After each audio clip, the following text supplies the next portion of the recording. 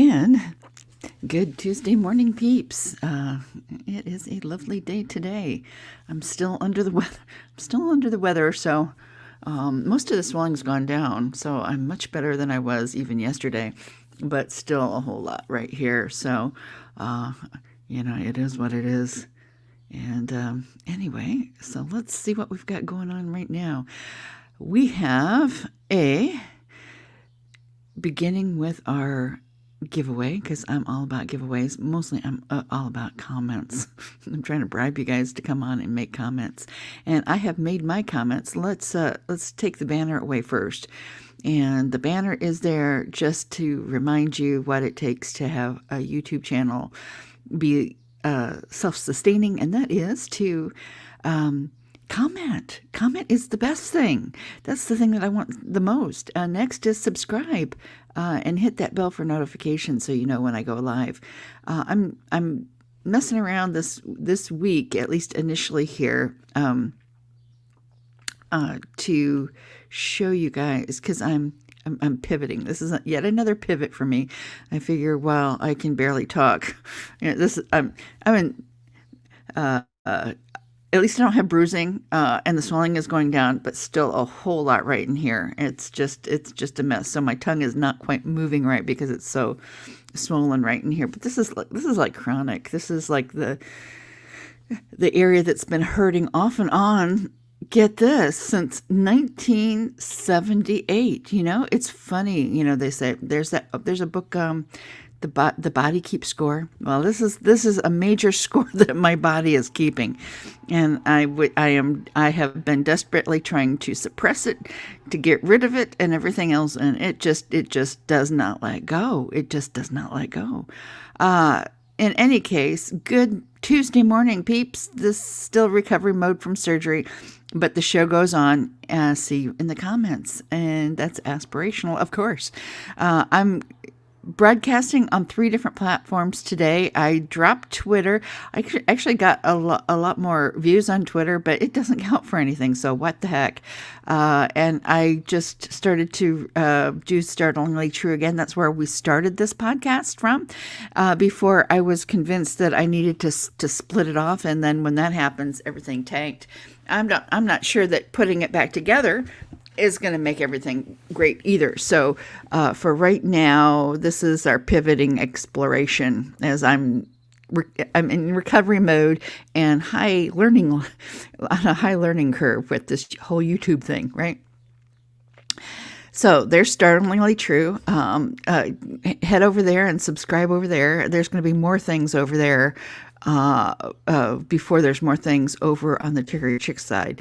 And then, of course, we've got Chicory Chix Facebook page, which is mostly just this for right now, but hopefully we'll get into some author interviews and more fiction writing goodness, and picking up the short stories that I wrote in the summer of, was it 2005, 2006? It's coming up on 20 years since I wrote those short stories that I would like to, that's a goal this year, is to take those short stories out, waft them out a little bit, and make them into a book. I need that book published this year. So that's my big audacious goal. By May of 2024, I would like to have that book in its final form to be published. There you go. I said it out loud, so it must be so. And here we go, Chicory Chix Facebook page, also broadcasting there. So, and you really have to, because Facebook is keep changing its algorithms. It's really crappy to share on Facebook, except things that are made on Facebook. It's really, we're entering a new phase of social media where they're duking it out and making it really difficult to cross purpose. So you have to multi-stream. Multi-stream is the only way, because it's like, if I just make it on YouTube and then try to share it on the other platforms, it gets nowhere. Nowhere. So it's so what I'm seeing right now is, as far as SEO and that goodness is, it's got to be live, right? It's got to be live, and it's got to be multi-stream. It's got to be live multi-streaming at the same time, because otherwise it just doesn't cut it. And I think it's only going to get worse as AI gets more involved, because they want to know that I a real person? I am a lot of things. Oh my goodness, I may be a lot of things, but I am definitely a real person. Uh, Good, bad, and ugly, all of the above, right? Okay, so I'm going to hide that. We're going to lose that. And here we are. So those were three, and we've got three things that I have been. Let's see, it says right there. It's got three of them in there. So if you put in the comments, don't forget to put the hashtag peeps in the comments, so you too can come up as a winner chicken dinner at the end of the show, because we need to end on some confetti. And man, we are already 6 minutes in. I am being verbose today.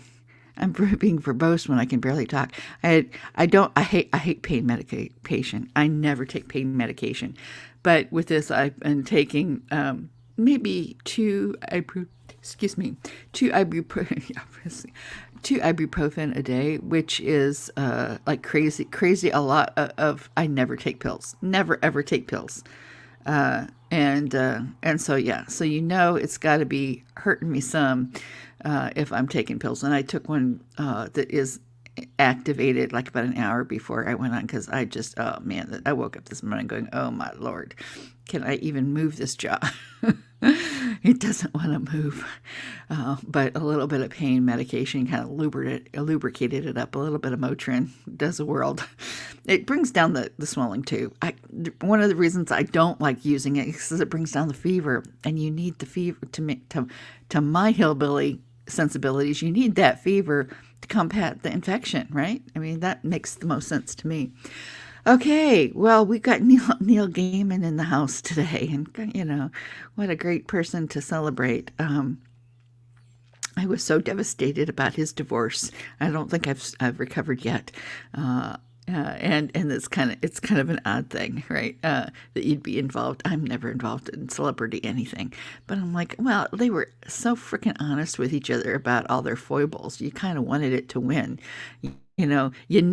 Coming into it, like you're a mess. So admit that you're a mess, and these are your messy parts, and this is how frail you are, and this is what you can expect of me, and this is what you can't, because this is where I'm at, right? And that seemed how they came together as a couple, and so I was really rooting for them, even with all the things, right? And especially for the kid. Alrighty, but what does he say here? Stories may well be lies, but they are good lies that say true things and which can sometimes pay the rent. And I think it's important, right? I think that is so important, what we think of as truth. What's the truth value to things? Because a lot of times the truest things was this, like Emily Dickin's quote that I keep bringing up. Is tell it true, but tell it slant. You have to couch it, or Oscar Wilde has a thing about, if you tell them the truth, you better make them laugh, otherwise they'll kill you.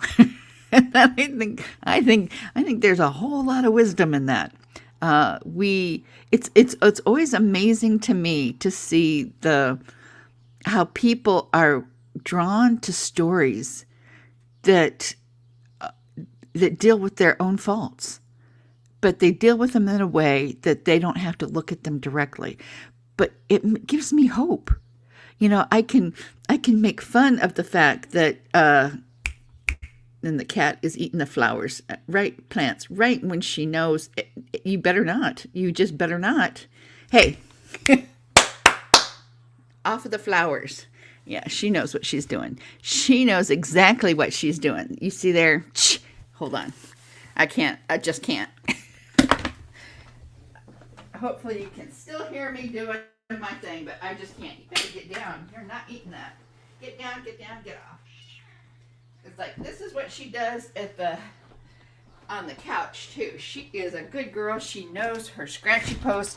She has her scratchy posts, and she knows not to do anything bad, and she never does anything bad when I'm gone and away.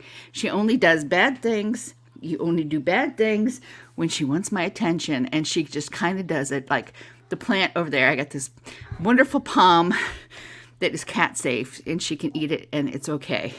But it's not okay. It's not okay, but it's not going to kill her.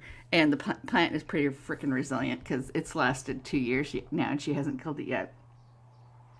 But she only tries to do it when we're like right now, when she knows I'm otherwise I know. See there? See there? So the thing that gives me hope, I'm going to go along today too, because, well, as much as Nixie is trying to get me to stop already, the thing that gives me hope is that, because, I love community. Society drives me crazy, right? So how many can get behind that one? Raise your hands. Most writers are the same way. You cannot write well without a multidimensional. It's not even three-dimensional. It's multidimensional. But society, as we behave in society, it flattens everything into 2 dimensions. So that's why to be nice is not to be kind. That's why it's actually it's actually abusive, and it's because you're taking something that's multidimensional and you're flattening it into an affect. The great writers write so wonderfully as to show that without making people so uncomfortable that they can't read it because they're caught up in the story. And I would say, like, one of the poster child for this is somebody who is like nuts over Jane Austen, because almost all of the bougie middle class girls that are dying over Jane Austen don't understand that she's making fun of them in all the stories. Right? It's like that's what the stories are about. But and I can get cynical about that, or I can get hopeful about that, and I choose hopeful. Because that, it's like that awkward stage when you're seeing something and you're not quite seeing something and you got to grow. It's uncomfortable. That's what growth is. Growth is darn uncomfortable. And this is a way for them to kind of temper or harden off, like you do like a plant. Right, but you start the plants inside in a little greenhouse, and you're going to plant them outside. You don't just take them from the greenhouse and plop them outside in the field. You have a transition, and that's what I think the best part of literature is it's a transition. It explores all the things that are in that real world, not in the protective greenhouse, and not all of us are subjected to that ideal starting environment.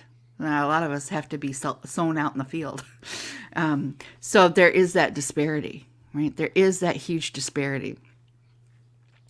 But literature kind of helps us understand it. It gives us a lens to talk about it where you can't really do that in nonfiction because it's freaking rude.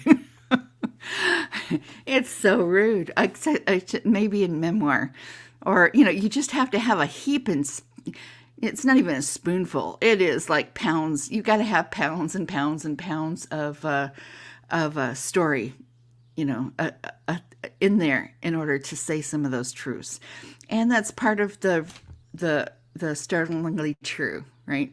So there's some things that you wouldn't think of that are true in life that truly are true.